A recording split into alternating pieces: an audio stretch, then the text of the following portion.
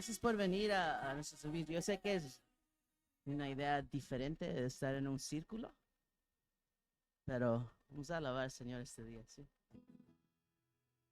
Este también no tiene baterías, o si no me escuchan cantar, solo siguen las ellas, ¿ok? Aquí un poco para que no esté completo.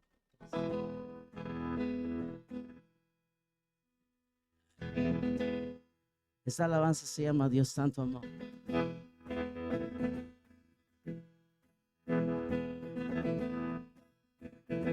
Si estás cansado Si estás sediento, ven a la fuente que no acabará. Bebe del agua que te saciará. Trae tus pecados, Él te perdona. Ven a la mesa, Él te llenará. Los panes que buscaste, en Él lo encontrarás.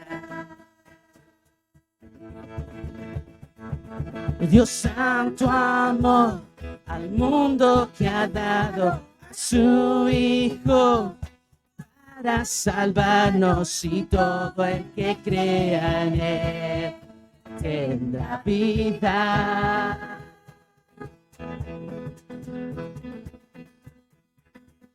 Trae tus errores y adicciones, ven, déjalos a los pies de la cruz.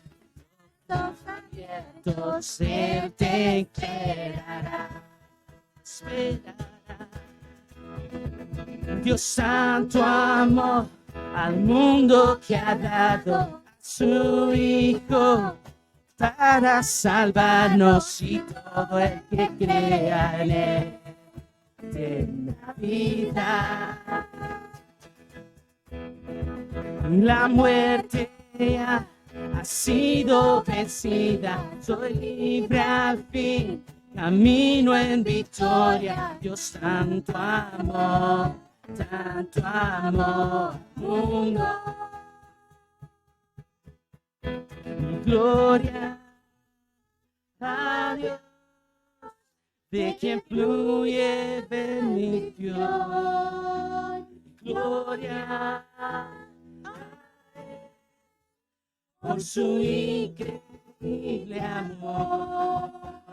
Gloria a Dios, de quien fluye bendición. Gloria por su increíble amor.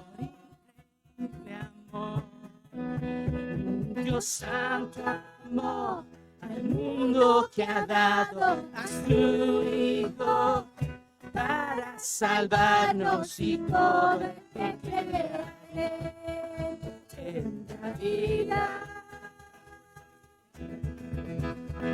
La muerte ha sido vencida, soy libre al fin, camino en victoria. Dios tanto amor al mundo.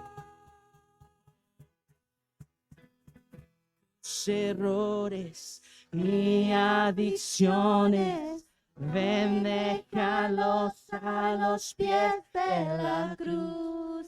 Con brazos abiertos, Él te esperará.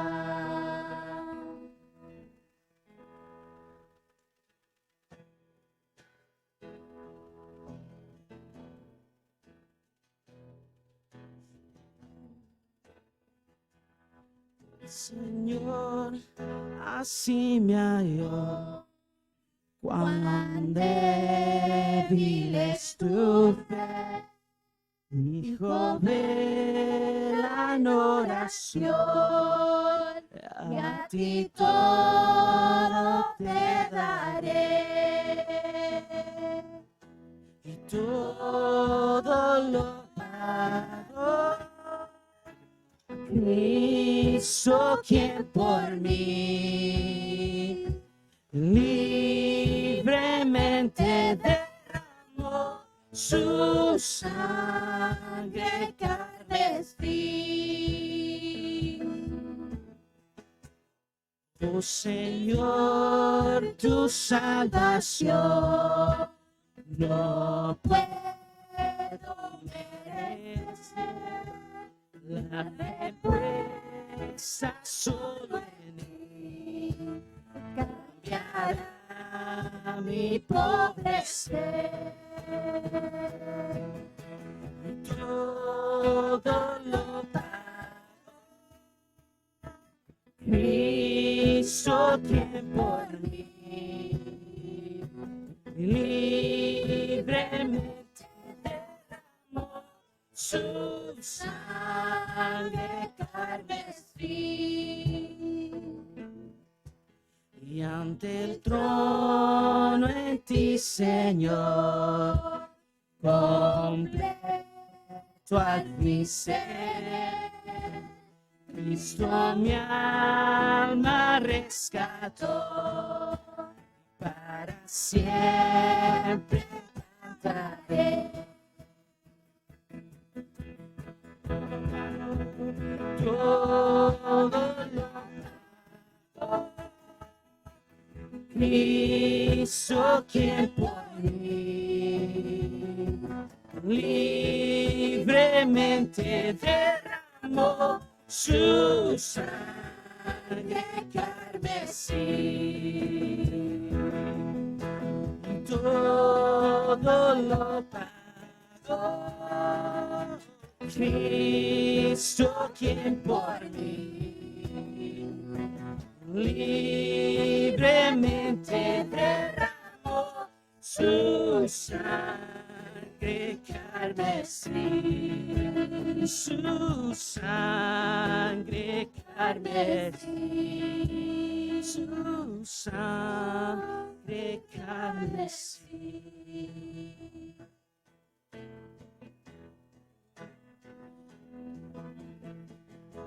Y hasta que precio pagó sobre la muerte, él venció. Alaba que el precio pagó sobre la muerte, venció. Alaba que el precio pagó sobre la muerte, venció. Alaba que el precio pagó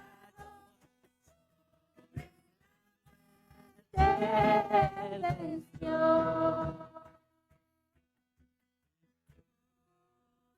Lo pagó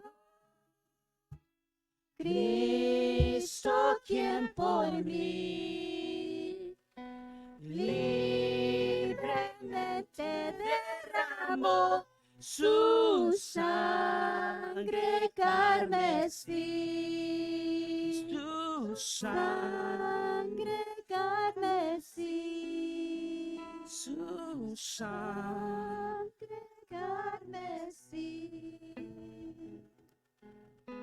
Santo, santo, el Señor poderoso, digno eres tú, digno eres tú, tú eres santo, santo, el Señor Dios poderoso, y digno eres tú, digno eres tú. Amén.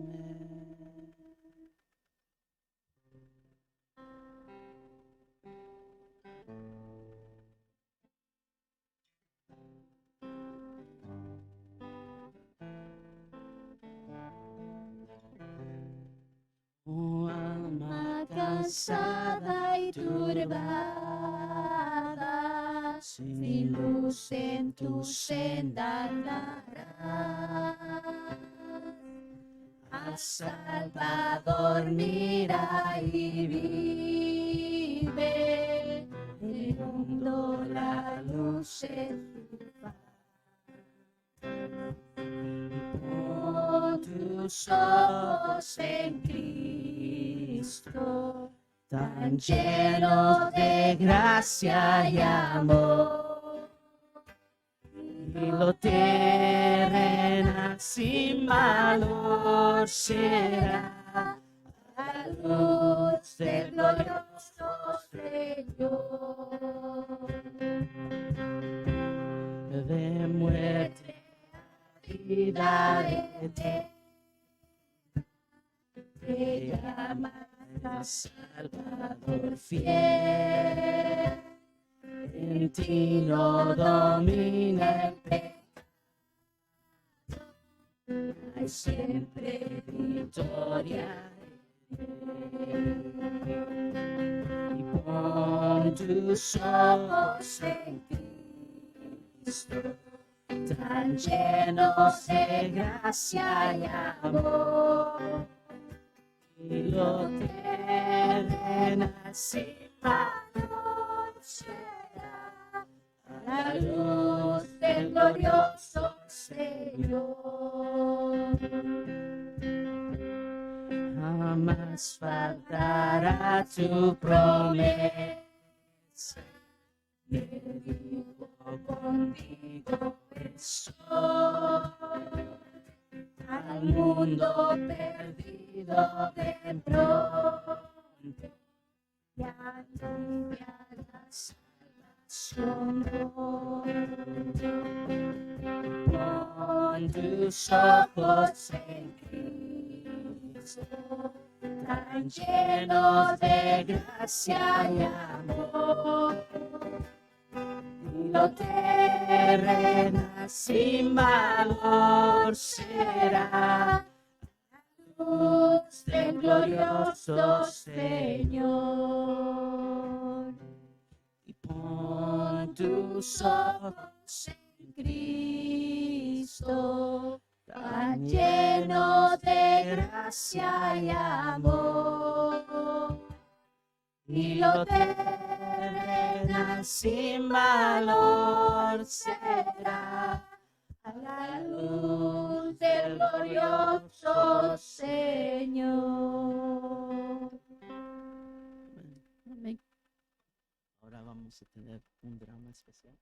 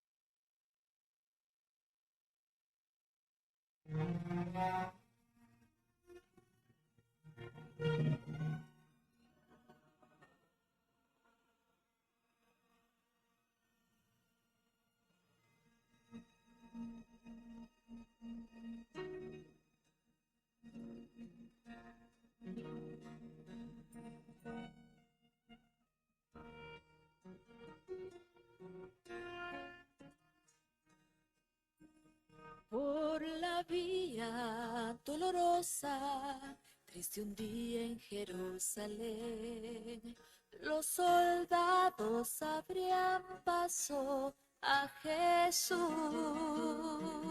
mas la gente se acercaba para ver al que llevaba aquella cruz. Le sangraban las heridas que por mí Jesús sufrió. Las espinas desgarrabanle su sien, pero más inmenso fue su amor por quienes él iba a morir. Por la vía dolorosa, que es la vía del dolor, como oveja vino Cristo, Rey y Señor, y fue quien quiso ir por su amor, por ti y por mí, por la vía dolorosa al Calvario y a morir.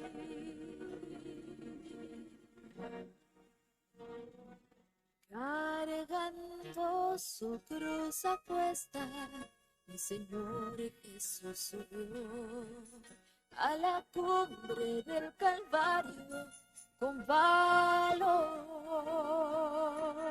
Mas la gente se acercaba para ver al que llevaba aquella cruz.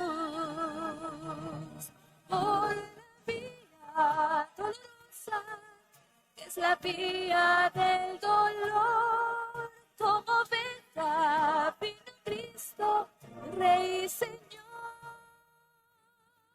Y fue Él quien quiso ir por su amor, por ti y por mí.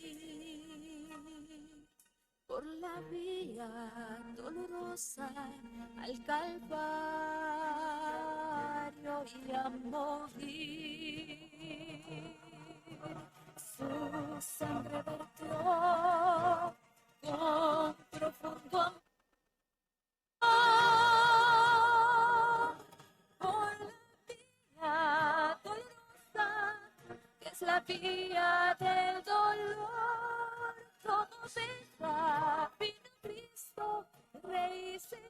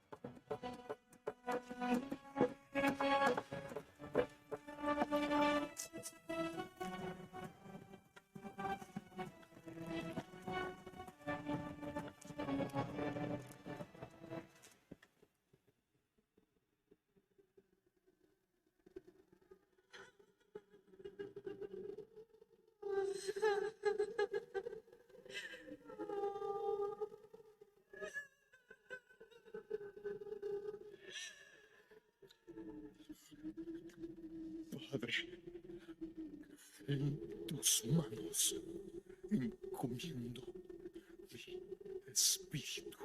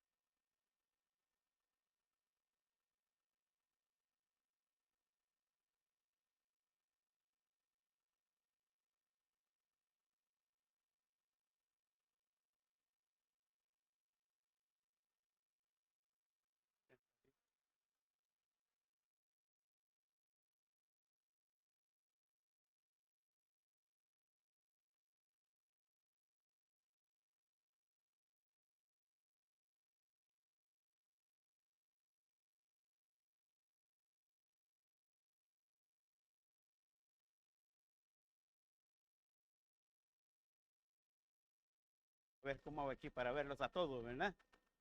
Estoy seguro que todos me pueden ver. Ahora ha llegado, es el tema que seleccioné para hoy. Yo tengo no sé si es debilidad espiritual o habilidad espiritual. Cuando pienso en el sacrificio de Jesucristo, me toca muy adentro. Es algo que de verdad debe pasar cada día en nuestras vidas, pero no pasa así. Los quehaceres de la vida nos distraen completamente y esa es específicamente la obra satánica, distraernos para que no pensemos en Dios. Después se enfoca en que nosotros nos concentremos en nosotros mismos. Primero que quitemos la vista de Dios, después que nos veamos nosotros mismos y terminamos siendo víctimas. Terminamos siendo víctimas del mundo, víctimas de otras personas, víctimas del sistema de trabajo, de salud, de lo que sea. Terminamos siendo víctimas. Y como víctimas llegamos a puntos extremos que nos consideramos inútiles, incapaces de hacer las cosas y entramos emocionalmente en un estado de desánimo que lleva a la gente a entrar en depresiones altas, hasta el suicidio. Antes de llegar al suicidio o los que no llegan al suicidio, nos ocurren ciertas cosas que nos traen problemas físicos, problemas mentales o dolores en diferentes partes del cuerpo. Muchos de los dolores, muchas de las cosas que nosotros sufrimos son simplemente el resultado de la estrategia satánica que había al principio, de quitarnos de Dios y centrarnos en nosotros mismos. No he sido tan sabio quizás al decirlo algunas veces, pero cuando venimos a orar, la atención de nuestras oraciones está, yo diría que un 98 o 99% centrado en nuestras propias necesidades. Y nuestras propias necesidades, dentro de nuestras propias necesidades, lo que más abunda son las enfermedades. Así que si tenemos un tiempo de oración, le aseguro que oremos por fulano, por sutano, y todos estos están enfermos. Y realmente el diablo ha ganado con su estrategia, porque nos ha desviado completamente del propósito por el que nosotros existimos. Nosotros existimos para predicar el evangelio, para que las almas se salven. Pero no oramos porque las almas se salven, porque hay tantas cosas por qué orar, que ya somos salvos nosotros y qué bueno que entramos al cielo para orar y eso es todo, ¿no? Cuando llega la Santa Cena, yo hice un análisis en un tiempo porque dentro de los estudios personales que he tenido que definir, ha estado lo de la Cena del Señor. Yo tuve que hacer mi propia decisión, mi propio estudio profundo acerca del bautismo en el Espíritu Santo, acerca del bautismo en agua y ver todos los ángulos. Tuve que hacer un estudio profundo acerca de las sectas y las religiones, porque yo estaba creciendo en un hogar cristiano, pero descubrí que eso no era lo que me llevaba al cielo. Yo tenía que hacer mi propia decisión. Y entonces cuando estudié la Cena del Señor y vi lo que hacía la iglesia primitiva en la historia y en la Biblia, me di cuenta que ellos cada día que se reunían participaban de la Cena del Señor. Porque cada culto era de Cena del Señor y no era por tradición, era porque ellos sentían el sacrificio de Cristo tan vivo y tan fresco. Y eso ayudaba para que no se les olvidara y que no perdieran el enfoque. Y esa fue una iglesia de poder, la iglesia original. pura, la que Cristo construyó, edificó. Y sí tenía mucho poder, porque yo quisiera tener esa situación hoy día. La iglesia de Antioquía, esa es la iglesia, la primera iglesia misionera que aparece en la Biblia. El día que ellos estaban orando, y dice el pasaje, y el lugar tembló. No es porque estaban debajo de una de esas cimas que nosotros tenemos ahorita, ¿no? No pasaba ninguna cosa de esas, de temblores. Fue porque la presencia de Dios, la comunicación con Dios, la unión que ellos tenían era tan compacta, pero tan compacta, que de alguna manera aquel lugar no podía sostener aquella congregación espiritual que había. Por eso fue que allí mismo, si se dan cuenta, estaban orando y ayunando. Y allí, literalmente, con voz audible, aunque no puede verse porque es el Espíritu Santo habló y dijo: apártenme a Bernabé y a Saulo para la obra que yo los he mandado. Y ni lerdos ni perezosos, la iglesia en el mismo rato puso en conexión, y todos pusieron alrededor de Pablo y Bernabé, oraron por ellos, los encomendaron al Señor y les ayudaron económicamente para que hicieran su viaje misionero, su primer viaje misionero. Esa misma iglesia es la que en un momento dado una pareja llega, llamados Ananías y Zafira, y dicen: aquí está esta donación, y había una trampa en ello. Y uno por uno, primero Ananías fue confrontado por el apóstol Pedro, y cuando fue cachado en la mentira, no por Pedro, sino por el Espíritu Santo, cayó muerto. Y después vino Zafira, sacaron al muertito y entró Zafira, la esposa, y hacen la misma pregunta y ella da la misma respuesta. Y Pedro dice: ¿por qué se pusieron de acuerdo? Para mentirle al Espíritu Santo de Dios. Aquí vienen estos muchachos, y estos muchachos son los que acaban de sacar a tu esposo muerto y te van a llevar a ti también. Y ¡bum! Cayó ella también. Díganme ustedes, si Dios hiciera eso ahorita aquí, ¿tendrían miedo ustedes? Yo sí tendría miedo. Y porque Dios no lo hace ahorita, no quiere decir que no puede hacerlo. Él sigue siendo el mismo Dios. Así que cuando llega la oportunidad de tomar la cena del Señor, yo pienso en ese Dios. Y termino viendo a Jesucristo crucificado por mis pecados. Y termino teniendo un corazón agradecido y dispuesto a hacer lo que me diga que haga. Sin condiciones, porque Cristo no puso condiciones para mí. En esta serie de sermones yo he hablado acerca del tiempo en el ministerio de Jesús. Y para este día hablaba de sobre el tema la hora ha llegado, porque Cristo habló mucho sobre tiempo. Y quiero comenzar hablando del tiempo pero muy atrás, con esa pregunta: ¿desde cuándo inició la humillación de Cristo? Por un tiempo yo pensé que había comenzado cuando Judas lo traicionó, cuando estaba orando en Getsemaní, que sudaba gotas de sangre. ¿Cuándo fue que comenzó la humillación de él? Y realmente, cuando se ve despacio, la humillación de Cristo comenzó mucho más antes.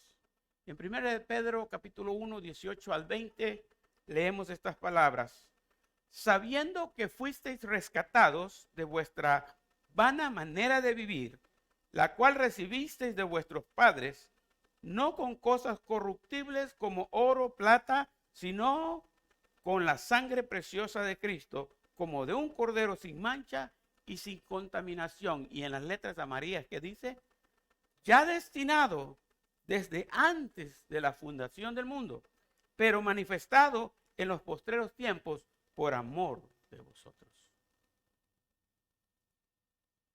El mismo momento que Adán y Eva pecaron, el mismo momento que Cristo los confrontó, en ese mismo momento ya Cristo ya había sido entregado. ¿Por qué? Porque ahí dice antes de la fundación del mundo. O sea, antes que el pecado existiese, antes que el hombre existiese, antes que la creación existiera, Dios, que conoce todo, ya sabía que íbamos a pecar. Deliberadamente tuvo que dejar que el hombre pecara. Lo dejó que él pecara. Él podía evitarlo como Dios, pero eso no es lo que él creó. Él creó un hombre libre, decidir por sí solo. Ahora, a través de ese tiempo, los tiempos fueron creo que tengo problemas con la batería. Sí. Los tiempos fueron pasando. Yo a eso le puse ahí resumiendo el cumplimiento del tiempo. Deme cualquier micrófono, está bien. Sí. Este.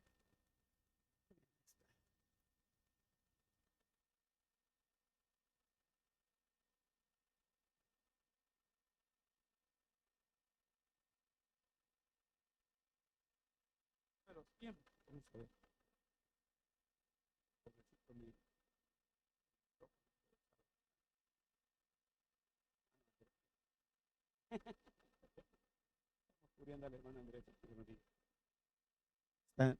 Oye, me olvida que tengo que estar ahí. ¿No? Cuando vino el cumplimiento de los tiempos, acuérdense que en la Biblia no tenemos lo que nosotros conocemos como calendario, ¿no? Y no tenemos, en la Biblia no se registran los meses, los nombres de los meses que tenemos, ni los días de la semana no se registran. Simplemente para Dios no existe el tiempo. Pero para nosotros sí, ¿no? Para que sepamos nosotros, para que nos controlemos nosotros sí. Entonces tengo aquí en este slide, por ejemplo, el pasaje de Gálatas capítulo 4 y versículo 4. Mire lo que dice. Pero cuando vino el cumplimiento del tiempo, oiga bien, cuando vino el cumplimiento del tiempo, Dios envió a su Hijo, nacido de mujer y nacido bajo la ley. Otra vez, cuando vino el cumplimiento del tiempo, ¿cuándo fue eso? ¿Sí? Dios no pasó todo el Antiguo Testamento buscando entre todas las mujeres dónde estará la Virgen María. Él ya sabía dónde estaba la Virgen María, en qué tiempo iba a nacer y cómo iba a vivir. Tenía todo por adelantado bien conocido. A Dios no le sorprende nada, acuérdense. A nosotros nos sorprenden las cosas, pero a Dios no. Él sabía todo. De modo que pasó todo el Antiguo Testamento y se reveló no solo a Israel, sino a toda la humanidad se reveló. Para que nosotros entendamos lo profundo que es ese sacrificio. Así que Lucas 9:51 dice otra vez, cuando se cumplió el tiempo, otra vez, cuando se cumplió, cuando vino el tiempo, Jesús nació de la Virgen. Pero cuando se cumplió el tiempo en que él había de ser recibido arriba, que él iba a ascender otra vez, afirmó su rostro para ir a Jerusalén. Este es un dicho que yo lo repito bastante, en Navidad más que todo. Jesús nació en Belén, pero murió en Jerusalén. Jesús nació en Belén y murió en Jerusalén. Y hemos estado hablando recientemente de este viaje de Jesús a Jerusalén. Pero fíjese que dice cuando se cumplió el tiempo. En el transcurso del ministerio de Jesús se escuchan estos versículos. Mire esto. Juan 2:4, las bodas de Caná, cuando faltó el vino, les hizo falta y convirtió el agua en vino. María viene a él y le dice, Jesús, se les acabó el vino.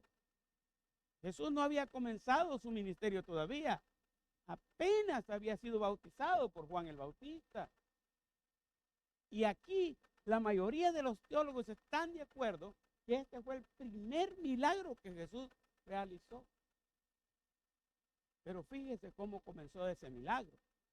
Cuando María le dice eso, Jesús le dijo, ¿qué tienes conmigo, mujer? ¿Y qué es la frase que está resaltada?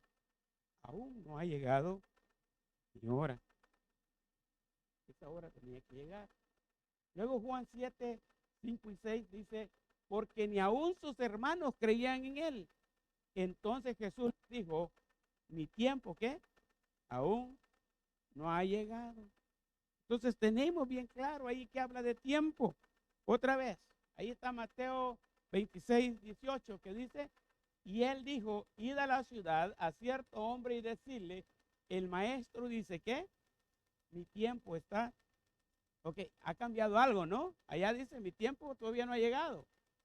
Pero ahora, ¿qué dice? Mi tiempo está cerca. Juan 7, 8 dice, subid vosotros a la fiesta.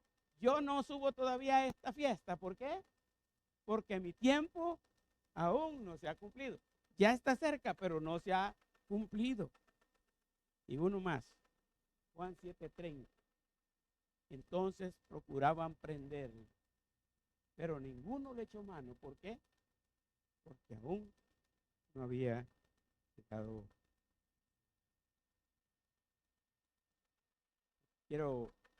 Hice esta parte para tener un contexto acerca del tiempo divino.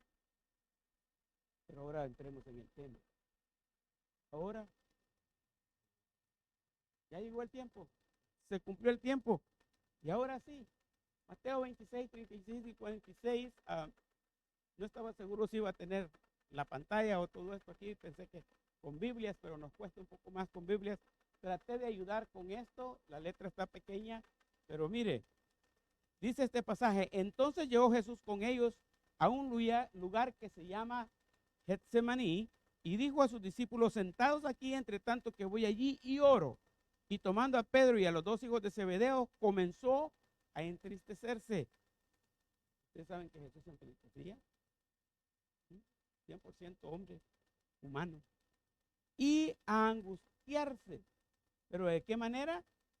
En gran manera. Entonces Jesús les dijo, mi alma está ¿qué? Muy triste, muy triste. ¿Hasta cuándo? O sea, él estaba en un estado de depresión, suicida, profundamente dañado en sus emociones. Mi alma está muy triste hasta la muerte. Quedaos aquí y velad conmigo. Yendo un poco delante, se postró sobre su rostro, orando y diciendo, Padre mío, si es posible, pase de mí esta copa, pero no sea como yo quiero, sino como tú. Vino luego a sus discípulos y los halló durmiendo. Y dijo a Pedro, así que no habéis podido velar conmigo una hora. Velad y orad para que no entréis en tentación. El espíritu, la verdad, está dispuesto, pero la carne es débil. Otra vez fue y oró por segunda vez, diciendo, Padre mío, si no puede pasar de mí esta copa sin que yo la beba, hágase tu voluntad. Vino otra vez y los halló durmiendo, porque los ojos de ellos estaban cargados de sueño. Y dejándolo se fue de nuevo y oró por tercera vez, diciendo las mismas palabras. Entonces vino a sus discípulos y les dijo, dormid ya y descansad. He aquí ha llegado la hora y el Hijo del Hombre es entregado en manos de pecadores. Levantaos, vamos, ved, se acerca el que me entrega. ¿Descubrieron la palabra o la frase clave ahí? Está en la tercera línea de abajo para arriba, al principio a la izquierda. Dice, he aquí que ha llegado la hora. En el tiempo divino ha llegado la hora. Ese es el momento. Antes no podían arrestarlo porque el tiempo no se había cumplido. Ahora sí ya pueden acercarse a él y hacer lo que quieran con él porque el tiempo ya llegó. Llegó la hora. En Juan 17:1 Jesús estaba hablando con su Padre en el cielo. Es interesante, lean despacio San Juan 17 porque es una oración poderosa que hizo Jesús hablando él con su Padre. Y dice, estas cosas habló Jesús y levantando los ojos al cielo dijo, Padre, ¿qué dijo? La hora ha llegado. Glorifica a tu Hijo para que también tu Hijo te glorifique a ti. Mateo 26:45 dice, entonces vino a sus discípulos y les dijo, dormid ya y descansad. Y aquí que ha llegado. Entonces, ha llegado la hora, ¿no? Porque sí. Para Cristo llegó la hora. Le llegó el tiempo. El cumplimiento del tiempo es ahora. ¿Qué va a pasar? De ahora en adelante. La hora de Él es para tomar o llamar ángeles y que vengan y lo defienden. La palabra tomar no debería haberla. Va a tomar, va a llamar ángeles y que vengan y lo defiendan. ¿Puede hacerlo? Sí puede. Cuando Pedro le cortó la oreja, él dijo esas palabras. Guarda tu espada, Pedro. Guárdala. ¿Tú qué crees? ¿Que yo no llamo a mi Padre y me manda legiones de ángeles? ¿Se acuerdan ustedes como cuánto es una legión? ¿Alguien tiene idea como cuánto es una legión? Entre los el ejército militar hacían ese tipo de organización. Habían Elías, por ejemplo, Elías tuvo que enfrentarse a un capitán con sus 50. Descendió fuego del cielo y los consumió. Se lo mandaron otro capitán con otros 50 y hizo lo mismo. Y mandaron otro capitán con otros 50 y este capitán fue listo y le dijo, mate todavía. Yo vengo aquí porque me mandaron, no porque no quisiera venir. Y Elías le perdonó la vida a ellos. Pero ahí tiene usted un dato en la Biblia, que un capitán era capitán de 50 personas. Pero en la Biblia también aparecen centuriones. Y los centuriones tenían autoridad sobre 100 soldados. O sea, 2 grupos de capitanadas eran gobernadas por un centurión. Y así tenían los grupos de 100, de 50, según las misiones, así eran los grupos que mandaban. Estuve estudiando sobre las legiones cuando Jesús sanó al endemoniado gadareno. Y le dijo, ¿cómo te llamas? Y él le respondió, legión me llamo, porque somos muchos, dicen. Aunque varía según el tiempo, que la legión estaba considerada entre 600 o 700 soldados. Esa era una legión. Entonces, cuando el endemoniado dijo, legión me llamo porque somos muchos, no era solo un demonio el que tenía aquel. Podría tener unos 600 o 700. Con razón tenía tanto poder. Con razón sembraba tanto temor. Ahora, Jesús les dice, ¿tú qué crees? Que el Padre no me mandaría aquí legiones de ángeles y me defendería. Pero no. Llegó el momento, según el criterio humano, que va a derrotar el imperio. Porque los discípulos mismos pensaban, ¿se acuerdan que hemos hablado en estos mensajes anteriores? Cristo les decía, vamos para Jerusalén, voy a morir. Y ellos decían, ¿y quién será el mayor en Israel? Y volvía Jesús a decirles, y ellos le decían, maestro, permite que cuando estés sentado en tu trono, que mi hermano y yo estemos sentados uno a cada lado de tu trono. Él anunciando que va a morir y el pensamiento del hombre viene para derrotar al imperio romano, viene para liberar a Israel y vamos a ser una nación ahora que va a gobernar el mundo entero. Esa era la idea de los judíos, aún de los discípulos cristianos. Y cuando Cristo es arrestado y cuando la guerra se desata, por decirlo así, en la mente de ellos, ahora sí, Cristo va a ganar. Va a tomar ¿qué? Una corona de oro. Lo van a sentar en ese trono, un trono sempiterno, como dicen las profecías, y allí va a estar. Finalmente, si lo crucificaran como criminal, tiene el poder de descender de la cruz, como le decía.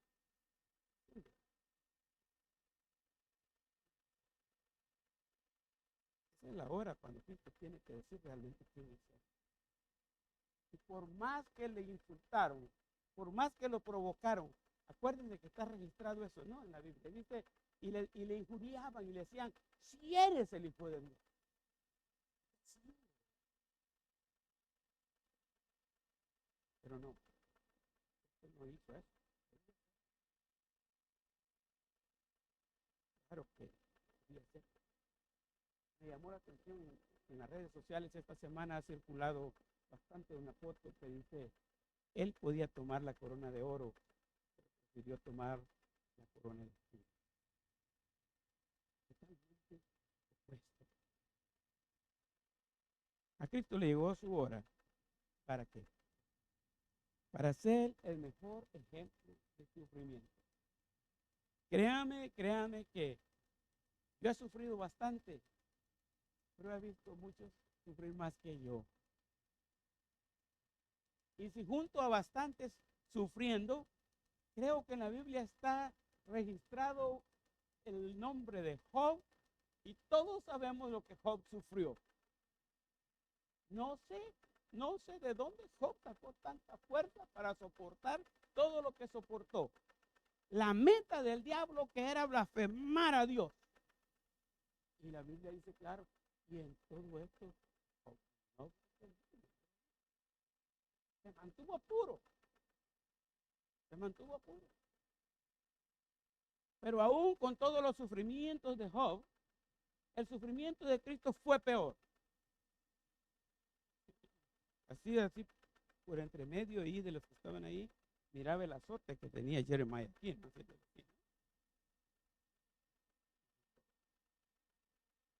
Ese es el que deberían haber usado por Cristo. ¿No? Todavía creo, que donde se ve más real las escenas del sufrimiento de Cristo es en la película que Mel Gibson hizo. La pasión del Cristo. Pero aunque allí fue impactante, porque fuimos testigos de ver a la gente saliendo del teatro y todo el mundo llorando de haber visto lo que estaba. Porque no había quien no fuera tocado por el sufrimiento de Cristo revelado en esas escenas. Pero aún así, yo estoy seguro que Mel Gibson se quedó corto. Los látigos literalmente se utilizaban para azotar. Algunos tenían espuelas de metal en la punta. Y cuando no tenían espuelas de metal, eran unos pedacitos de hueso de animal, esos bien filosos. Entonces, cuando pegaban, la punta de esa cosa se incrustaba en la carne. Y cuando jalaban el látigo, arrancaba el pedazo de carne. No era solo un látigo. Nosotros los conocimos como aciales. Está hecho de varios látigos, puntos. Y en cada punta había una cosa filosa o más de una cosa filosa.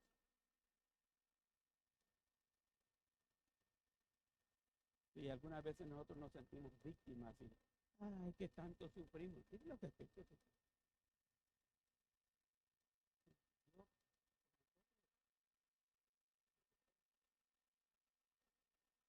Yo, pensando en lo mismo, vine aquí y me encontré con esto. Cristo también no solo nos mostró el mejor ejemplo del sufrimiento que puede haber en la historia.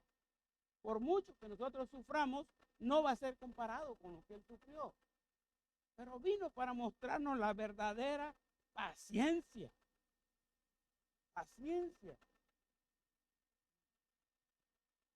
Me recordé de niño, tuve una de esas escenas que se le graban en la mente a uno y no se le olvidan, quizás porque está niño, ¿no? Porque en la vida se miran muchos casos. Pero me acuerdo que íbamos en el bus y una señora estaba aquí, sentada aquí más o menos al lado de nosotros, de mi mamá y yo, no sé cuántos años, 7 años tal vez tenía yo, 9. Y la otra señora estaba unos cuantos asientos atrás del bus y aquella de allá iba tirando indirectas y hablando de una manera fea de la que estaba ahí, directamente. Indirectas, pero directas, ¿no? Y esta solo la oía, y solo la oía, y solo la oía. Y caminamos bastante en el bus, pero por allá bien distante, se dio la levantada y dijo, al fin se cansa el buey de arar. Y fue y se agarraron ahí en el bus. Y entonces, Alguien dijo por ahí, se les acabó la paciencia. Tiene razón, decían todos, y comenzaban ahí a justificarla porque lo que le venían haciendo era demasiado, ¿no? Jesucristo está aguantando y aguantando y aguantando, y las cosas van empeorando, van en proceso, van en aumento, y él sigue aguantando y sigue aguantando, y ahí sí que el buey no se cansó de arar. ¿Siguió?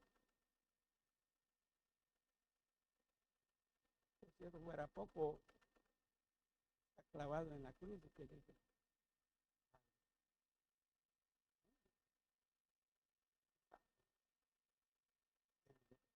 pues,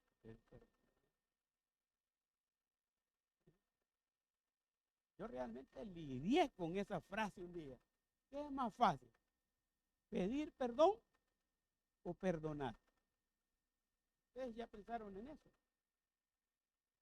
Porque yo he visto que bastantes piden perdón fácil.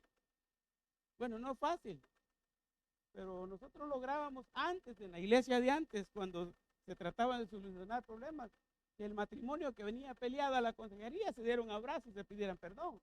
O que en la iglesia los hermanos, cuando había un malentendido, se dieran un abrazo y se pedían perdón y se arreglaba el problema, y a tomar Santa Cena y todo listo. Todo está bien, ¿no?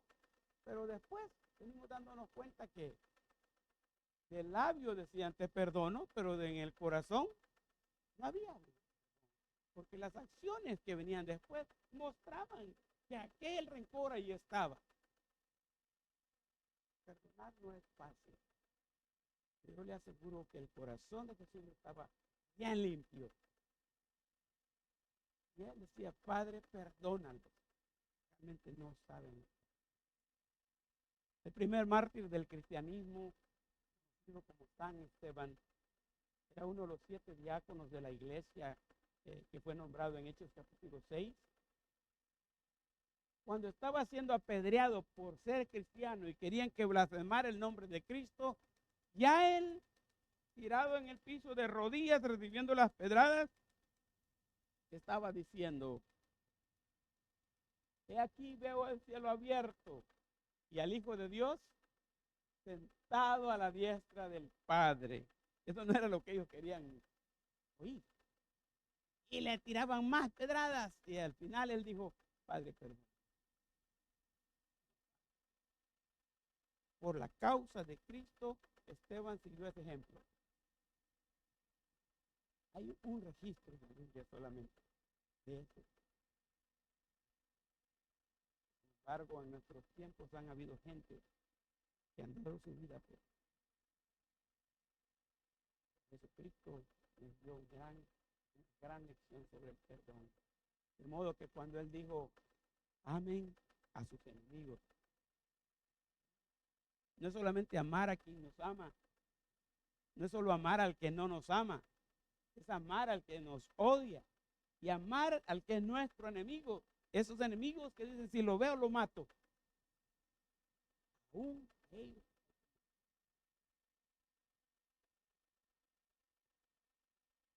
Y mire, la última línea que escribí nos enseñó o nos dice ahí que podemos sujetarnos. ¿Recuerda lo que leímos de la oración de Jesús? Padre, ¿es posible que esta copa pase de mí sin que yo la beba? La copa que está hablando es la muerte en la cruz. Pero que no se haga lo que yo pienso, no lo que yo quiero, sino que se haga. Sí se puede hacer la voluntad.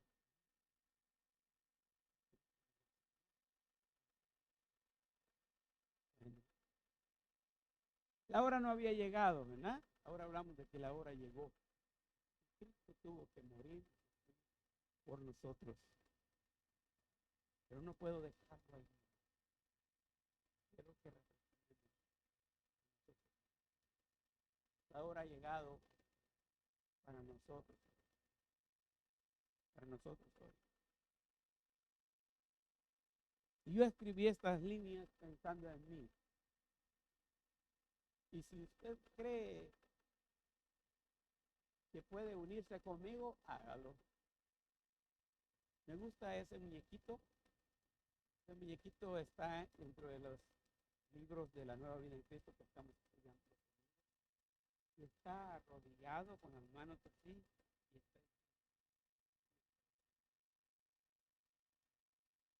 1227 del Ignacio Bautista se llama así: mi vida di por ti. ¿Lo saben? Y allí directamente Cristo dice: mi vida di por ti, que has dado tú.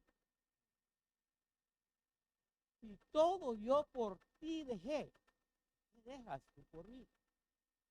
Y la moneda tiene dos caras, dos lados. Y este es el lado de nosotros.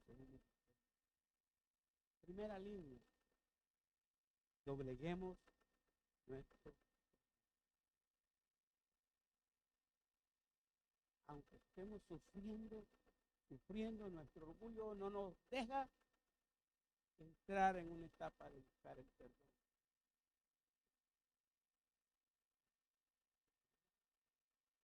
Yo pasaría al frente y hablaría con Dios. Yo haría una promesa, o yo me reconciliaría, o yo sí seguiría a Cristo, pero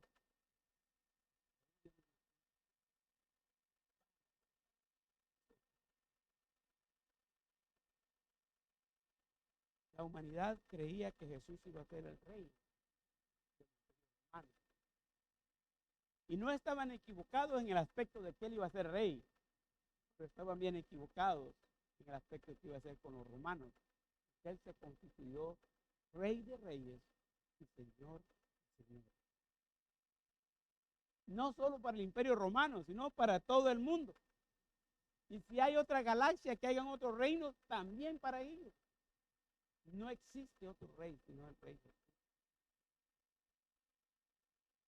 Filipenses 2 dice claramente que un día toda rodilla se doblará y toda lengua confesará que Jesús es el Señor, para gloria de Dios. Tenemos que verlo como eso.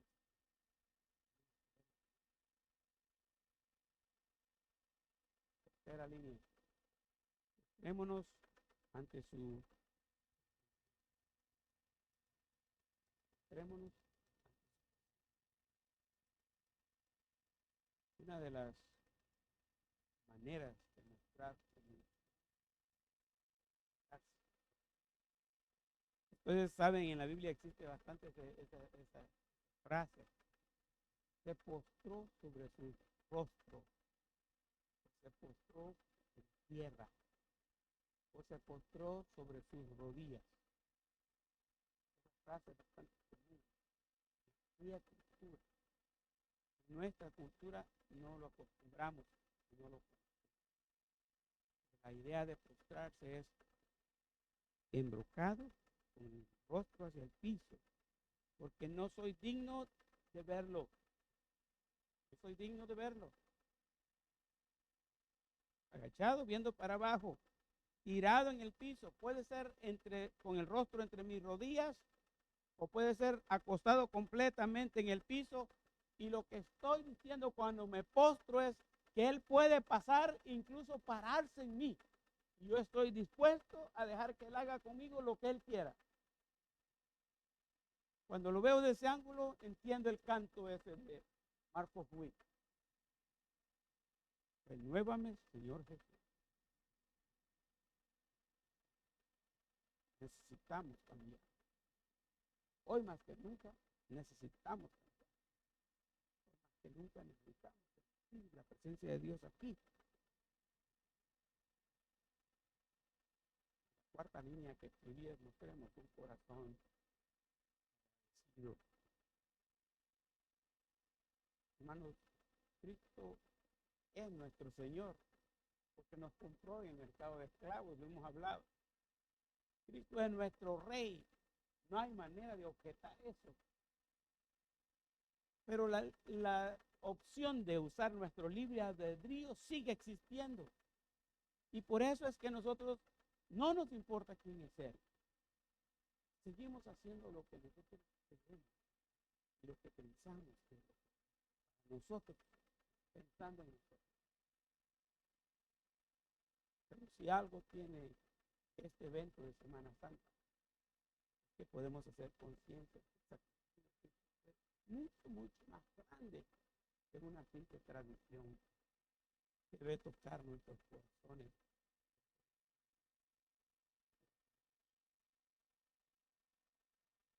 Yo voy a leerles esta parte para cerrar, porque decidimos este día nosotros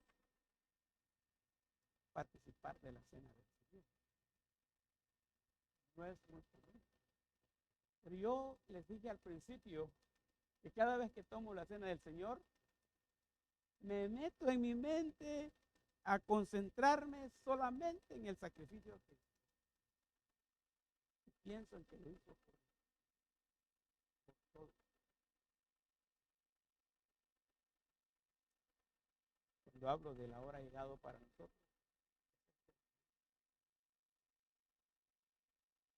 se los leo una vez. Dice así, hay varios evangelios que lo narran, lo que es la última cena de Jesús.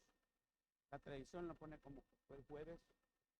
Realmente no puede haber muerto Cristo el viernes por cuestiones de la Pascua, pero lo cierto es que murió.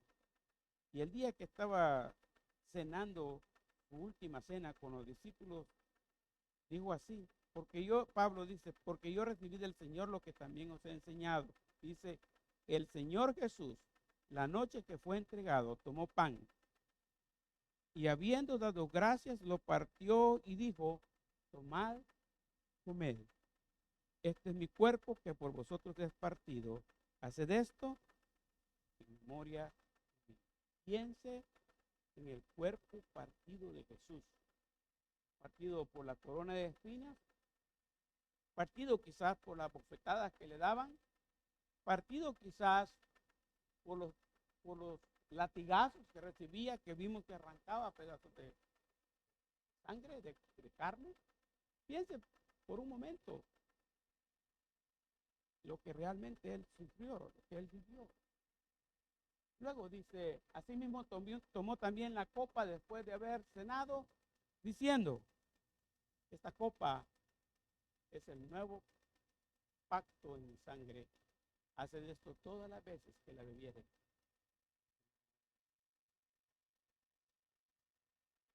A veces me he puesto en mis pensamientos a la hora de mi a solas con Dios, al tomar la cena. Y he dicho en la oración algunas veces incluso que la sangre de Cristo que Él derramó bañó el árbol de la cruz,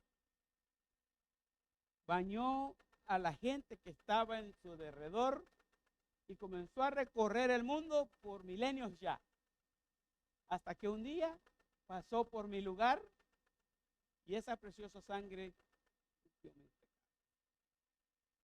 y sigue recorriendo todavía. Sigue recorriendo todavía. Sigue limpiando. Y otro día estuve pensando, el otro día, quizás ese pensamiento está bien, ¿no? Pero ¿desde cuándo Cristo comenzó a derramar sangre físicamente o literalmente? Quizás comenzó mucho antes de la cruz. Al punto que cuando llegó a la cruz y dijeron que tenían que asegurarse que estaba muerto y le metieron una lanza en su cuerpo, ¿se acuerdan qué salió? ¿Qué salió? Sangre mezclada con agua. Ya no tenía sangre.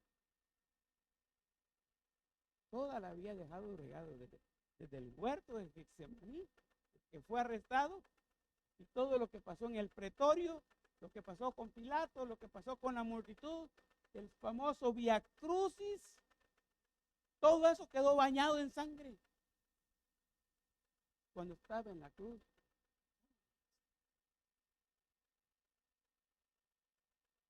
La sangre de Cristo de verdad.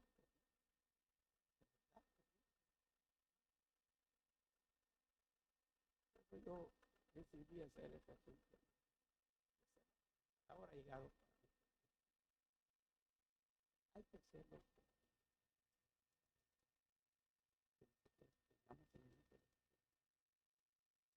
Bien. Quiero terminar esta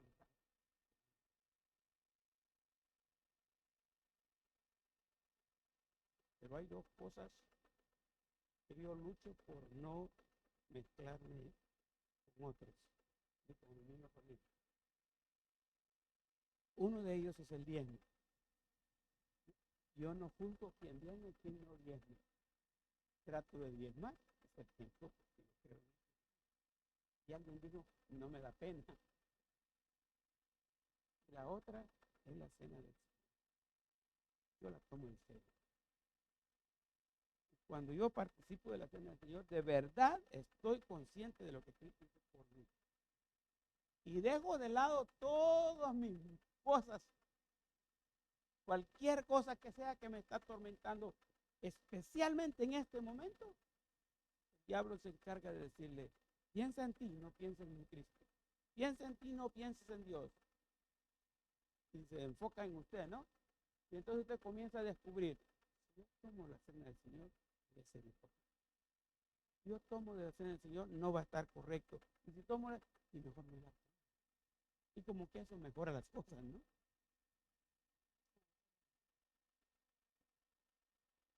Lo que puede hacer usted es venir, acercarse al Señor. Huir del Señor no es la solución, por mal que estén las cosas. Hágale una oración a Dios. En este momento es entre usted y Dios. Su matrimonio no cuenta. Su papá, su mamá no cuenta. Es usted y Dios. Solito.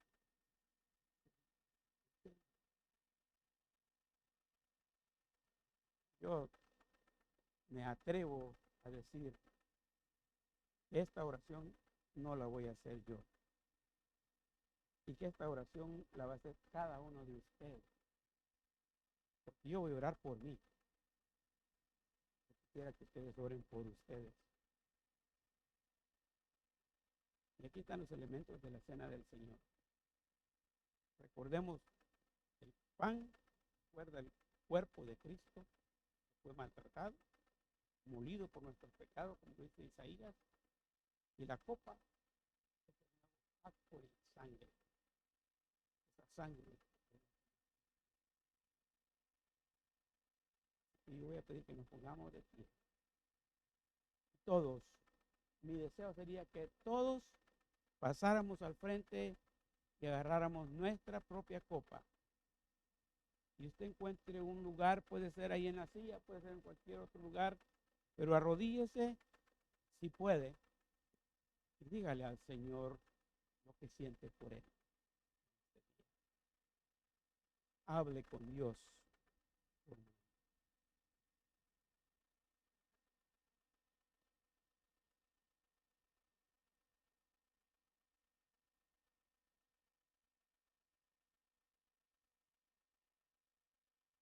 Usted solo tome la cena del Señor. Recuerde esos versículos. El pan es el cuerpo de Cristo. La copa es la señal del nuevo pacto en su sangre. Y tomando eso en cuenta, hable con él y dígale, gracias por este cuerpo que tú donaste para mí. Y coma el cuerpo de Cristo. Y gracias por la sangre que derramaste para limpiarme.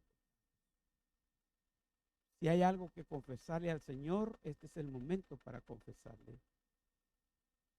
Si hay algo que el diablo ha puesto en su camino para ganarle la batalla y lo ha mantenido lejos del Señor, este es el momento para hacerlo. Libérese. Cristo quiere liberarle, quiere soltarle de sus cadenas. Este es el momento. Hable con Dios.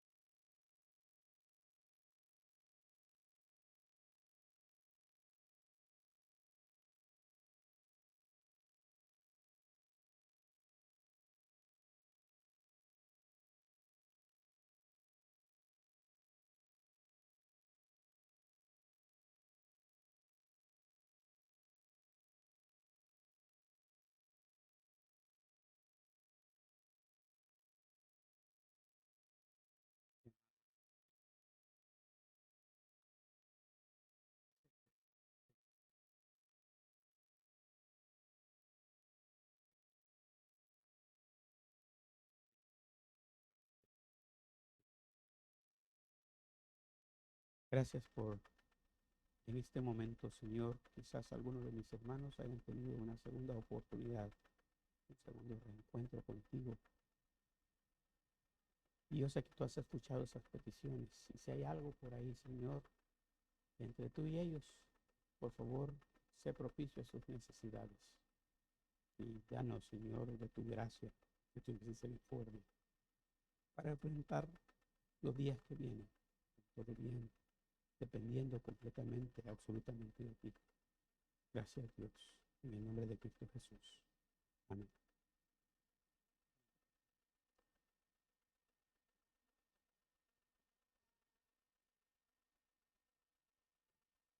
Dice que va a pasar el grupo de alabanza. Mensaje, sí, sí.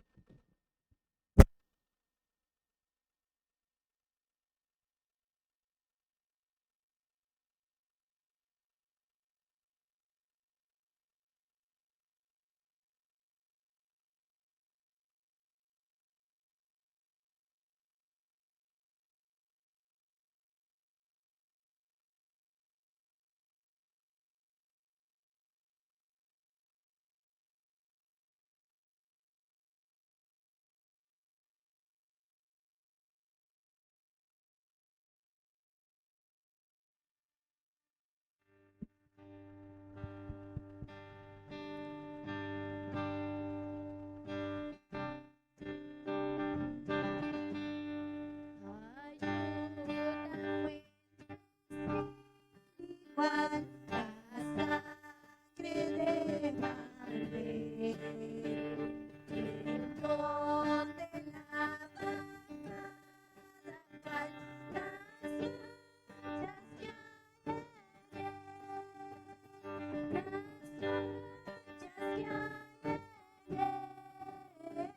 las manchas que hay en él, donde lava cada cual las manchas que hay en él. Al hecho se convirtió, muriendo en la cruz. Al ver la sangre que vertió sin culpa el Rey Jesús, sin culpa el Rey Jesús, sin culpa el buen Jesús. Al ver la sangre que vertió sin culpa el buen Jesús, tu sangre nunca perderá, oh Cristo, su poder. Solo en ella sí podrá tu iglesia salvarse, tu iglesia salvarse, tu iglesia salvarse. Y solo en ella sí podrá tu iglesia salvarse. Cuando del sepulcro ya resucitado está,